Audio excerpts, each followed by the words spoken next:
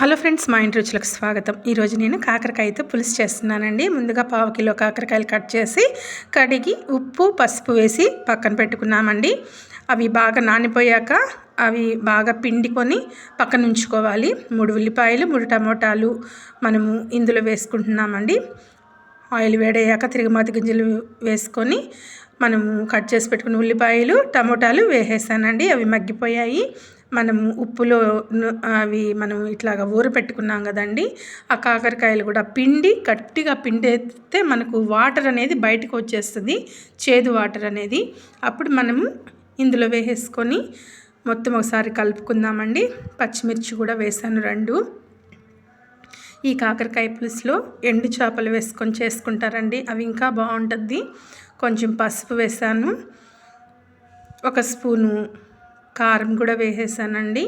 మీకు నచ్చితే గరం మసాలా కూడా వేసుకోవచ్చు, నేనైతే వేయలేదండి. మొత్తం ఒకసారి కలుపుకుందాము. చింతపండు గుజ్జు తీసి పక్కన పెట్టానండి, అవి కూడా ఇందులో వేసేసుకుందామండి.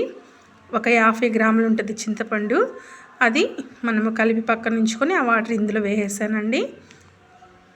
మొత్తం ఒకసారి కలుపుకుందాము.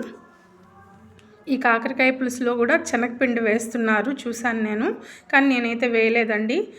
కూర అయితే ఉడికిపోయింది. లాస్ట్లో బెల్లం వేసుకుంటున్నానండి టేస్ట్ కోసము.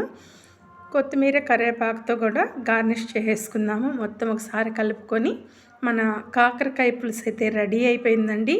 వేడి వేడిగా గుమగుమలాడిపోతుందండి. చూస్తున్నారు కదా కాకరకాయ పులుసు. చేదుంటుందేమో తెలియదండి, కానీ చూస్తే మాత్రం బాగుంది. టేస్ట్ చేస్తున్నాను.